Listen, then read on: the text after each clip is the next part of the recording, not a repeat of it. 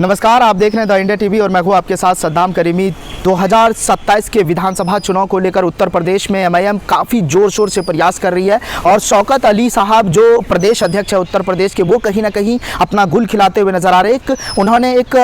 कार्यकर्ता सम्मेलन किया और साफ तौर पर वो जो भीड़ देखने को मिला वो कहीं ना कहीं वो नज़ारा जो विपक्षी दल के लोग हैं, जो विपक्षी दल के नेता है, चाहे वो अखिलेश यादव हो, भारतीय जनता पार्टी के सीएम योगी आदित्यनाथ, तो उनको कहीं ना कहीं जो है एक बेचैनी बढ़ी है और कहा यह भी जा रहा है कि मुस्लिम वोट उत्तर प्रदेश में मुत्तहिद हो रहे हैं। और यह भी कहा जा रहा है कि किस तरह से उत्तर प्रदेश की सियासत में इस बार असदुद्दीन ओवैसी की पार्टी कहीं ना कहीं गुल खिलाने जा रही है। और सबसे जो बड़ी बातें हैं और जो सबसे महत्वपूर्ण चीज़ें हैं वो ये है कि वहाँ पर आकर के मुसलमानों को मुत्तहिद करने की बातें कहीं ना कहीं लोगों तक पहुँची है। और एक उन्होंने एक अपने संवाद के दौरान उन्होंने एक कहानी सुनाई। उन्होंने साफ तौर पर कहा कि किस तरह से जो है अब एमआईएम का परचम अब धीरे धीरे हर गाँव, हर मोहल्ला, हर किसी के घर में पहुंच रहा है। और उसके बाद असदुद्दीन ओवैसी ने भी इस बात को जिक्र किया और ये बात का जिक्र करते हुए उन्होंने कहा कि हमें उत्तर प्रदेश में जो अल्लाह ताला ने एक प्रदेश अध्यक्ष जो मतलब दिया है वो शौकत साहब जैसे दिया है। और उन्होंने साफ तौर पे कहा कि मैं और शौकत जब अपने जो है कहीं ना कहीं वो जा रहे थे तो उनकी गाड़ी में जब बातचीत हुई तो उन्होंने साफ तौर पर ये कहते हुए नजर आया असदुद्दीन ओवैसी साहब कि शौकत साहब ने उन्हें कहा कि सर ये नेपाल का बॉर्डर लगता है। तो उन्होंने साफ तौर पर इस बात का जिक्र करते हुए कहा कि मुझे खुशी हो रही है और हमारे आज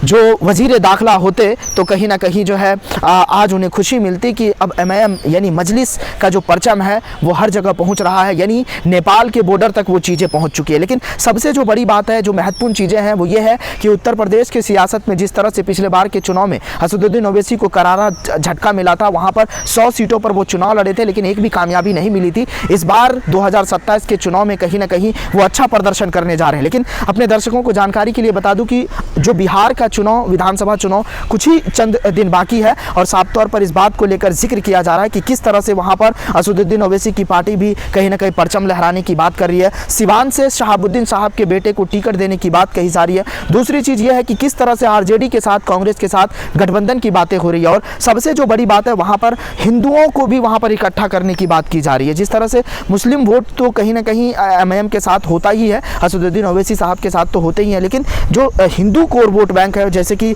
आप ढाका में देखिए तो रंजीत राणा को टिकट देकर असदुद्दीन ओवैसी जो है किस तरह से अपना परचम लहराने की कोशिश कर रहे हैं। अब इन सब सारी चीज़ों को लेकर जो चीज़ें उठ रही है, सवाल जो उठ रहा है बिहार के सियासत में, चाहे तेजस्वी यादव हो और मीडिया संवाद में भी कई बार इस बात का जिक्र हुआ है, लेकिन असदुद्दीन ओवैसी की जो पार्टी है